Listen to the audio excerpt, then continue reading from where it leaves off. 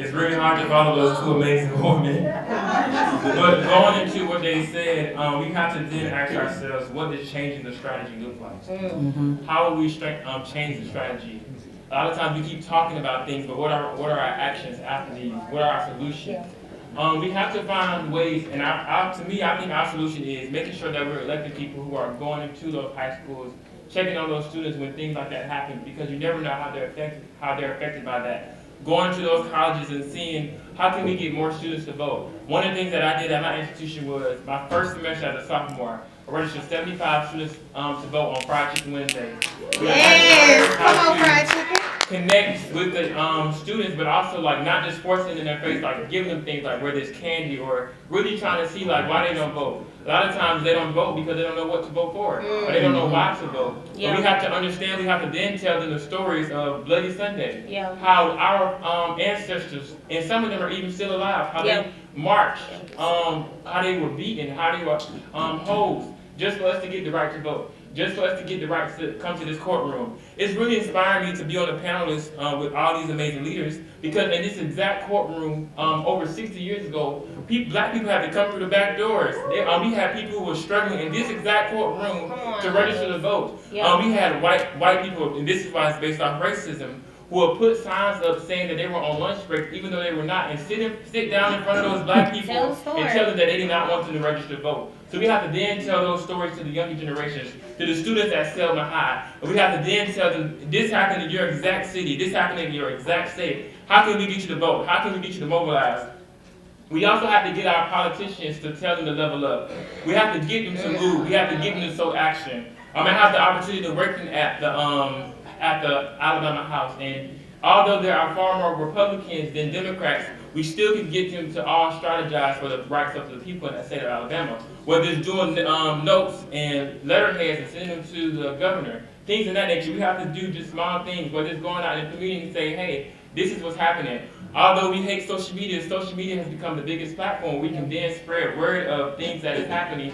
Like just last week, they were passing things that were not beneficial when it comes to juveniles in the state of Alabama.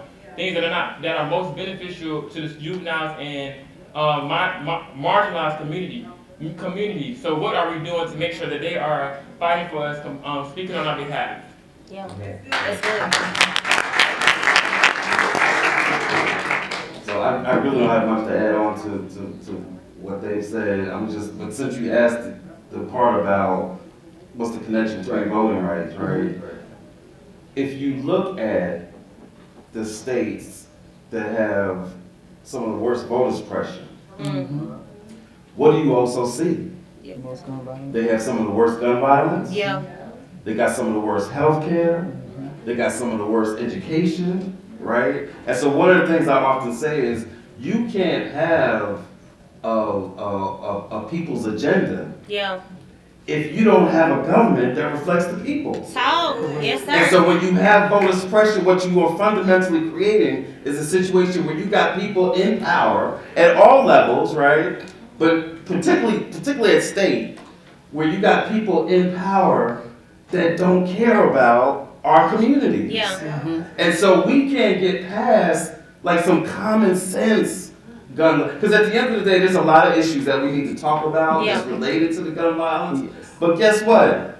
They got poverty in the United Kingdom. But they ain't got no gun violence. They got mental health issues in Canada, but they ain't got no gun violence.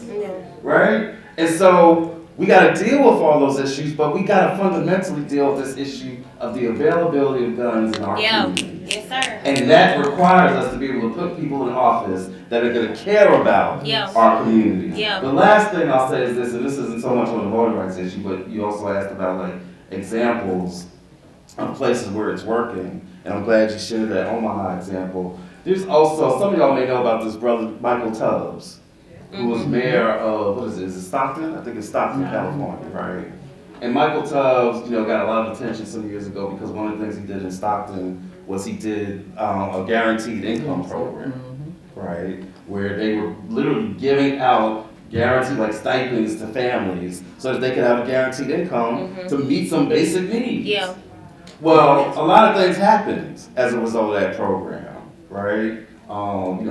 educational outcomes improved, health outcomes improved. But guess what?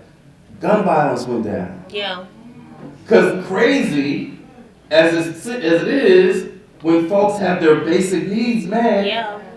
they not shooting folk as much. Yeah. Thanks. And so there's a lot of elements to this that we got to deal with. Some of it is the economic, but again, I'm going to come back to, we got to have people in office at all levels, local, state, and federal, that will pass some common sense stuff that can get these guns off our streets. We still got to deal with ourselves and community and value and life and all that, but we got to have some folks that fundamentally care about our communities. In a lot of our states across this country, and even in a lot of our cities, we simply don't have that right now. My wife has texted me probably 30 times. Like, babe, where you at? And I ended up being volunteered into the mock trial. And from the mock trial, this spilled over. And one of the things that I think a lot of elected officials would like the general public to know is that the public needs to know the job of the particular individual and all of the challenges that individual faces with the job. So one of the things that I have vowed to do, because y'all already know, those of you who have been here all day, I'm a big talker too. But my challenge in 2025 has been listen. We got some great talkers from DC all the way down to DC, Dallas County. Yeah. But we don't have as many good listeners. Yeah. And so there was a part of me, because you don't become an elected official without having a little bit of ego, confidence, and arrogance. But there was a part of me that says, how can we have a discussion in Selma about violent crime and the DA who is here and is the only elected official that is here, and he ain't even on the panel. Selma this weekend celebrates 60 years of the march. And all of these people are going to come and take pictures and walk across our bridge. And I know that in a city of 16,752 people, we have had in Selma. Come on, talk. Y'all ready for this? Tell it. 4 plus 10 is what? 14. 14 plus 26 is 40. Through 40 homicides in a city with that population over the last 3 years. 26 in 23, 10 in 24, and we already have had 4 homicides. I ain't talking about shootings. Right. Conversely, Hoover, Alabama, for those of y'all who know much about Hoover, 93,000 people population. They've only had 4 homicides in that same time frame. So my constituents said, Turner, what you gonna do about the gambling? They got gambling houses. Y'all need to go bust them. They gambling over there. Turner, what you gonna do about the fact that you got all these people that might be voting absentee? Y'all need to do something about these voting absentees.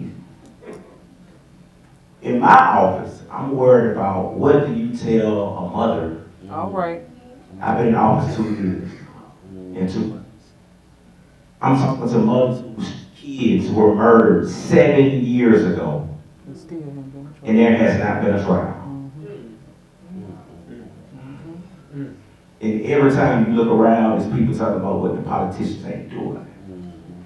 This is a multi-level issue that has to be dealt with on multiple levels. That's right.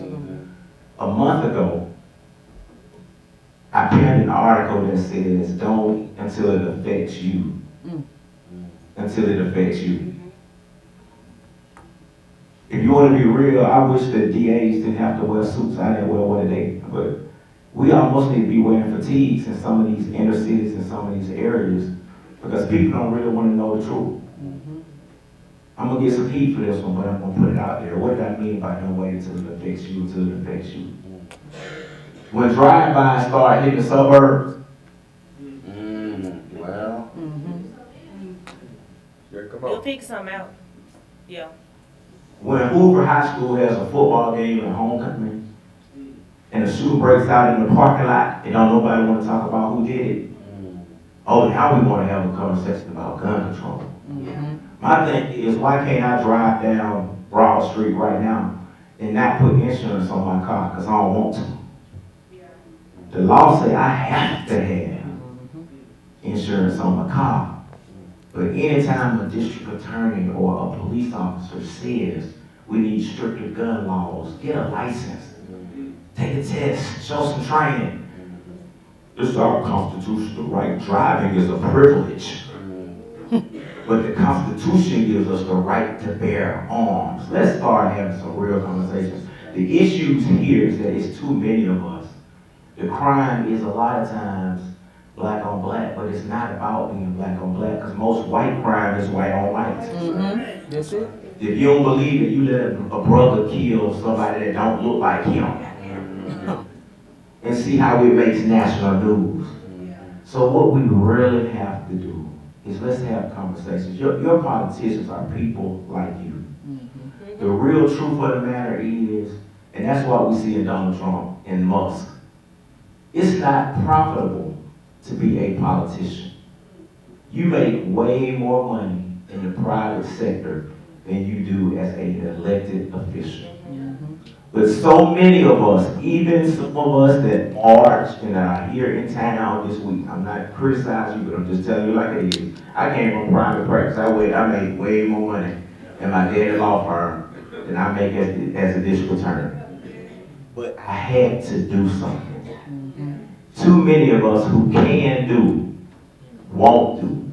Right. But we like to elect people that we can tell them What to do. what to do. And until we get more people who realize I have made enough money, now I'm going to go to city council. Because guess what? In Selma, the DA can't control who the police chief is. Right. The DA has no control over who the investigators of a homicide case are. We got to work with whoever makes the case.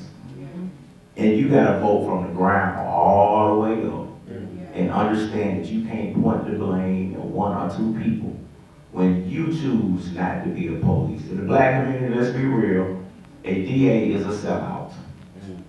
A police officer is a sellout. How do you go lock up your own people? Well, I'm gonna turn around and ask you how your own people gonna kill your own people. And while you worried about free Bobo, the prosecutor gotta talk to the person who Bobo killed, whose son ain't never coming back. So we got to work together now, and I apologize, I know I went too long, but I couldn't leave, because sometimes if you're not in the room, you don't know how people really feel about your position. So I really was hoping to just sit there and hear what people was gonna say about the position and tell us how to do our job better, because as leaders, we do have to listen, because we operate in silos sometimes, not because we want to, but it's because when you are elected, the first thing people say is that you changed. But a lot of times what happens is that y'all changed around us. Black folk, and I know we got multiculturals in here, but I can speak on, I'm from Marion where Jenny Lee Jackson really was shot. My uncle was the one who came up with the strategy, let's take Jenny Lee's body to Montgomery and put it on the governor's steps, and cooler heads prevail. I'm one of the folk who feel like this. If we're really gonna make some change and start dealing with how we're gonna get to the bottom of the root of all of this stuff, we are going to have to understand that our community has to stop saying, we put them in office, now let's see what they gonna do. We are the only people that after we elect you, instead of saying, let's support them and encourage them and tell them what we need them to do, we say, let's put him in office and let's see what he's gonna do.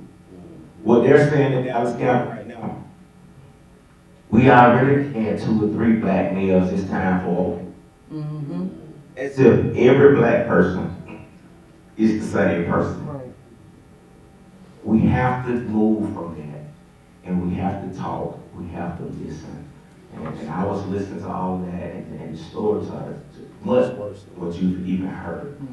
But we have to really come together. Some of you guys, go back and run for office.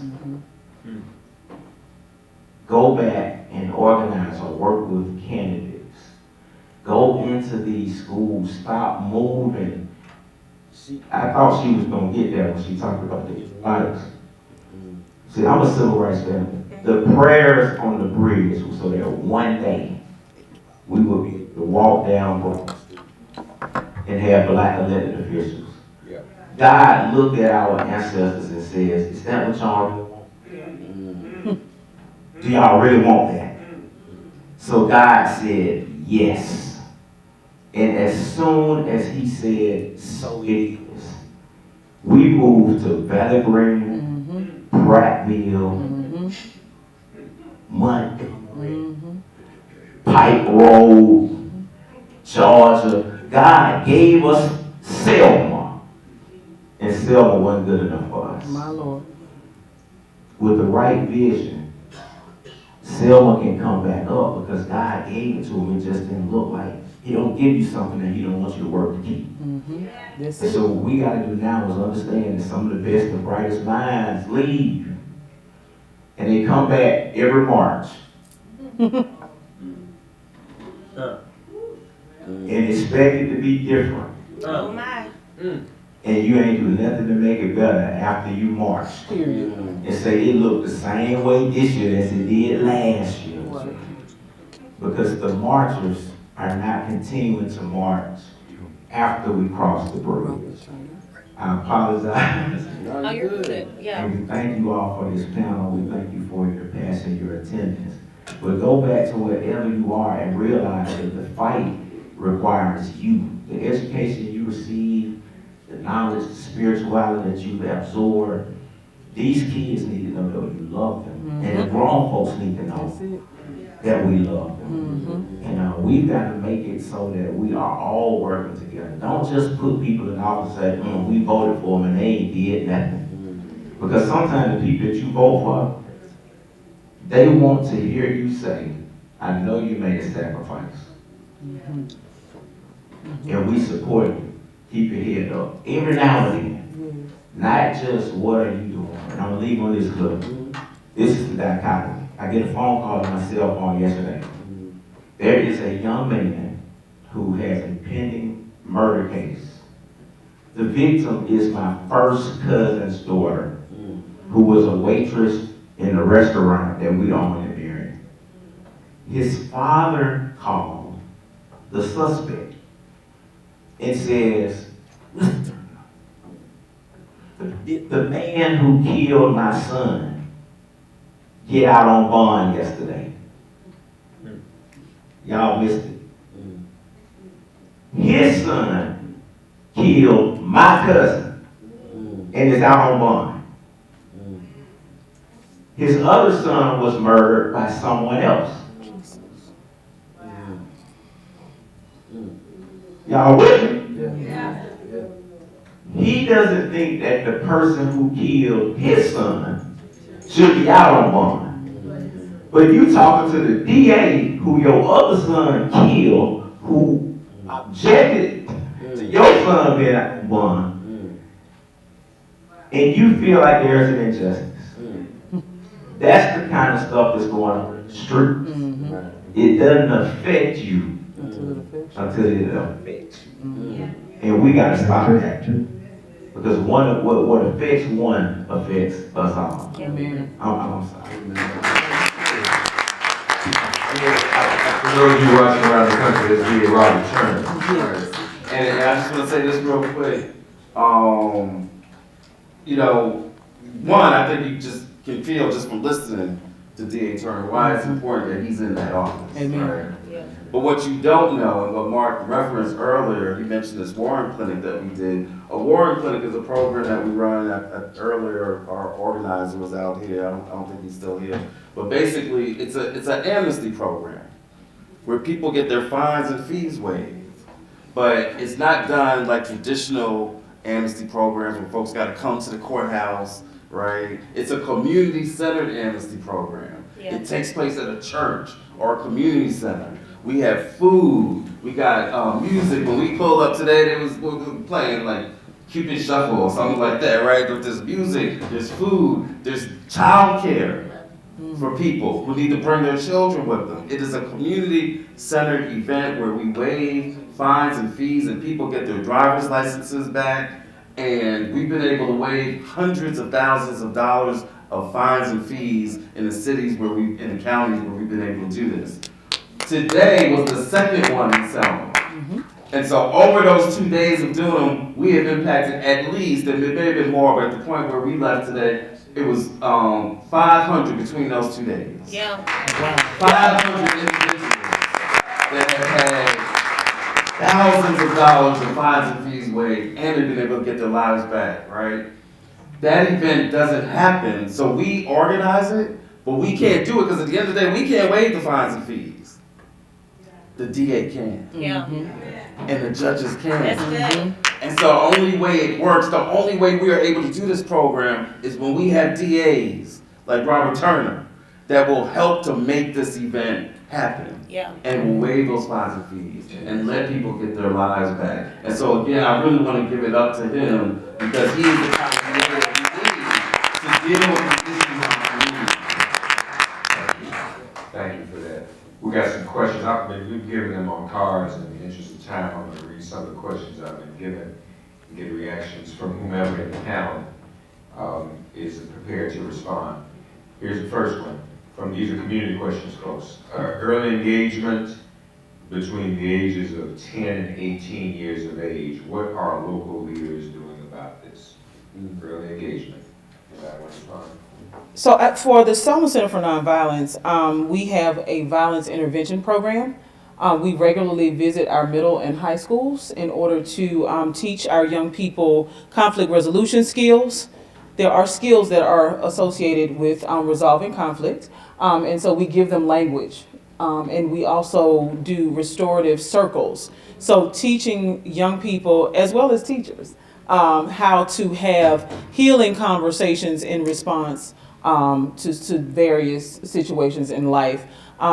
DA Turner is very active in helping to facilitate opportunities in our community, along with Judge Perkins Walker. I just keep saying the same names because these are the people who are showing up, right? I wish I could call more names, but they are the ones who are consistently showing up and making themselves known, expressing the fact and demonstrating love. Not just talking about it, but demonstrating a love for the people who they were elected to serve.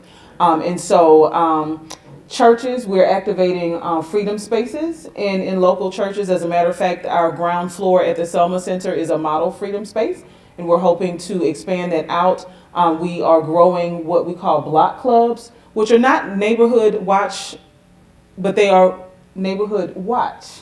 Right? So not criminalizing neighborhoods, but really teaching folks how to go back to the basics and watch out for each other and rebuilding that network of care and consideration for our neighbors. So there are a lot of things that we're doing. I am grateful for where we are in Selma in this moment because I do see a lot of us within my generation reaching for the torch, if you will, from those who are older than us who currently have it.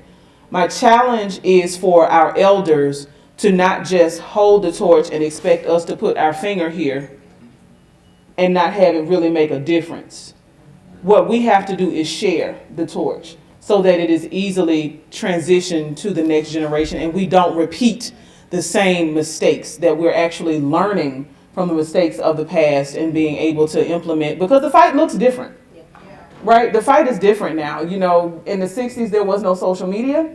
There were a lot of things that were in place that were destructive. And yet now the fight totally, not totally, but the fight definitely looks different.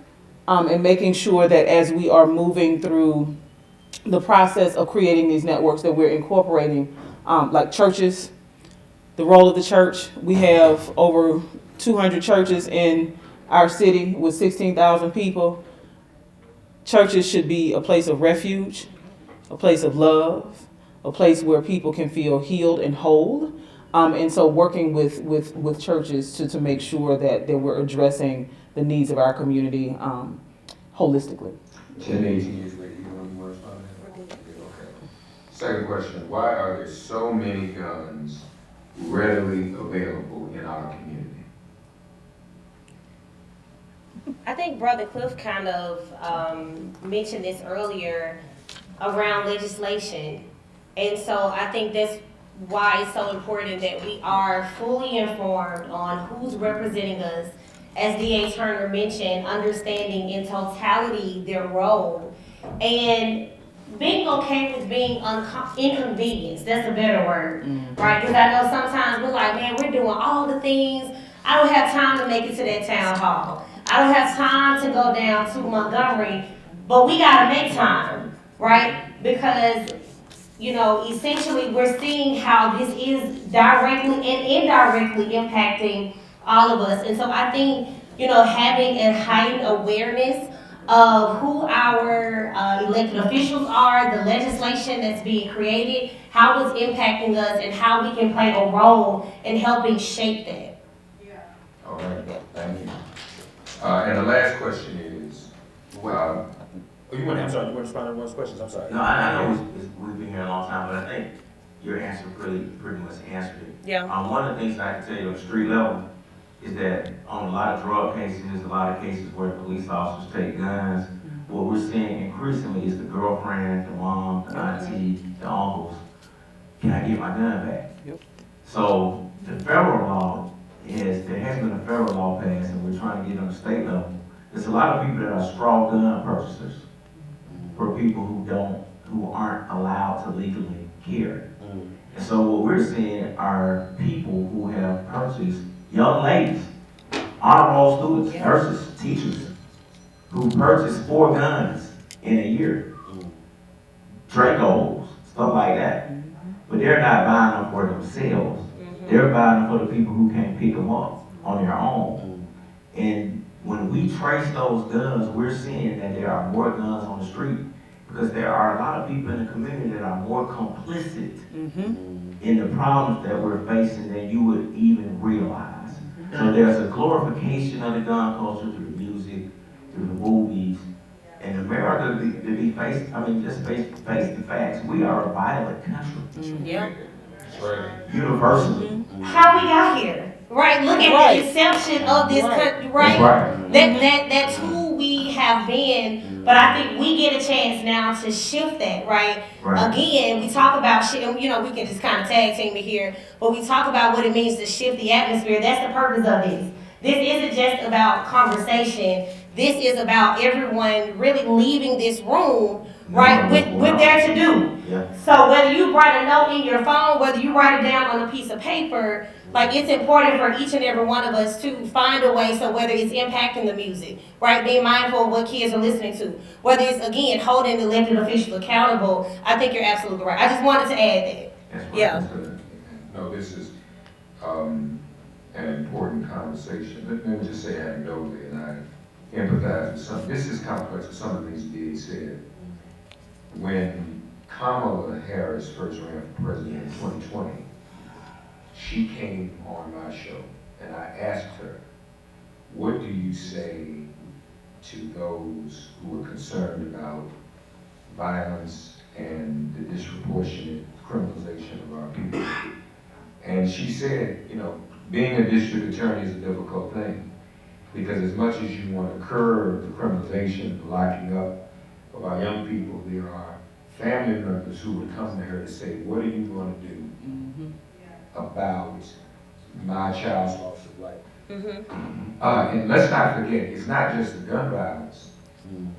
In many cities, I don't know if that's the case here, we don't, well I shouldn't say we, but law enforcement, elected officials don't even care about crime in general when it comes to black folks. My car got stolen, hypothetically.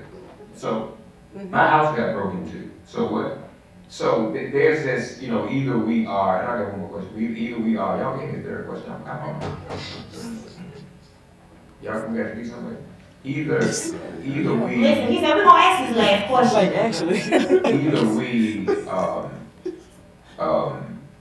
are dealing with overcriminalization, or we're dealing with nothing when it comes to justice. Because remember, there was another song that was popular, Public Enemy. 911 is a joke. And what was that about? All right, we are not. Here's the last question: How do we tie these organizations together and spread the ideas to slay all of these dragons? Anybody want to answer that question? I'll take a small stab at it. So she mentioned that Health and Families Program. One of the functions in Alabama, the district attorney has a shall function. The shall function is that you shall enforce the truancy laws of the state of Alabama. We view that as an inroad to the system because we know that kids that are targeted at this school are the ones that are more than likely down the road end up getting into trouble. So we are also charged with handling juvenile court offenses. You can't get into the Health and Families Program if you have a criminal offense. But if you miss 3 unexcused days out of school, you get a letter from our office. So what has happened in Selma and my entire circuit is all of these parents are getting letters from the DA. And so they're calling the DA and they're like, man, why you sending me this letter? My kid go to school. But guess what we found out? A lot of the schools, the person that's responsible for putting the excused absences in that school, they weren't putting them in.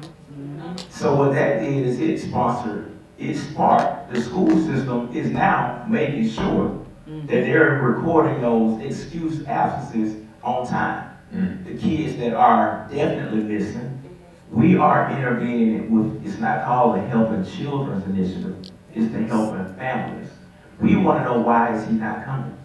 We had one situation where it was in the black, in Selma now, if you're white, you're a minority.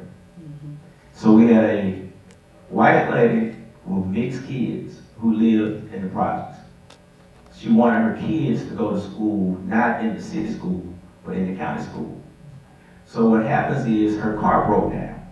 So she was not able to get the kids to the bus stop in the county to get them to go to school out of district. So we found out that the reason the kids were missing school is because she was mama's car just had broke down. And so we were able to get her transportation so that her kids could get back to school, and that helped her tremendously. And her children have not missed a day out of school once the problem was identified. So it's community, it's the court system working with the school, letting them know we're not trying to take it over, but we want to help you keep the kids out there in the school and not in the street. Because when they're in the street, it's a problem. You know, we've had some 14-year-olds charged with murder in the last calendar year, and 2 15-year-old victims. That's heartbreaking. And so what happens when you talk about Kamala, this is what I wanted to jump in on. African Americans caused Kamala to be the first candidate to drop out of the first race when Biden won. Because we said, as a prosecutor, she's locking all our people up. But then, when Biden chose her to be the side piece, or the vice president, we rallied around her. She wasn't good enough to be number 1, but we thought she was good enough to be number 2. We have to change that narrative. And when she ran this time, we got behind her, but we did so much damage. And that's the same damage that we as communities do to DAs and to law enforcement officers. So this is a holistic approach. It's intergovernmental. And we have to understand that some jobs are just hard, and you got to make hard decisions. All right, I've been given a hook. Now, this one last thing. Cliff and I were talking this in the hallway. I'm gonna make this quick. There's a great clinician. He's gone on to glory, his ancestor, but Professor Haynes Wilson. You all want to write this down. This is homework assignment. Haynes Wilson, amen. Now, he wrote a book entitled Black on Black Violence, not because he believes that's an adequate or appropriate term, it's actually a vulgar term. We don't refer to any other group that way. Every group commits violence amongst its own community because we don't want to have a name. He named the book this to refute it, Title of the book, please, everyone get this book. Please type it in your phone, it's very important. I frankly think we should be giving these to law enforcement officials, giving it to DAs.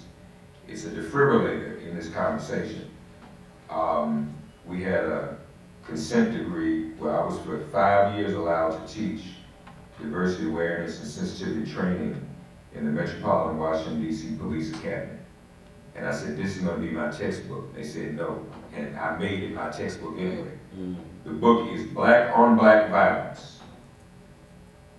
The subtitle, Psychodynamics of Black Self-Annihilation in Service of White Domination.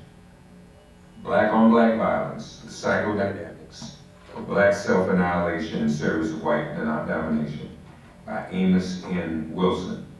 And the first section is titled this, just so you get a sense of what this is about. The socio-political necessity of black criminality. The socio-political necessity of black criminality. This is created in this environment. One more time, Black on Black Violence. If you look up Black on Black Violence by Amos Wilson, you will find it. Please get that book, please read it, please share it. It is very, very important. It is a wake-up call.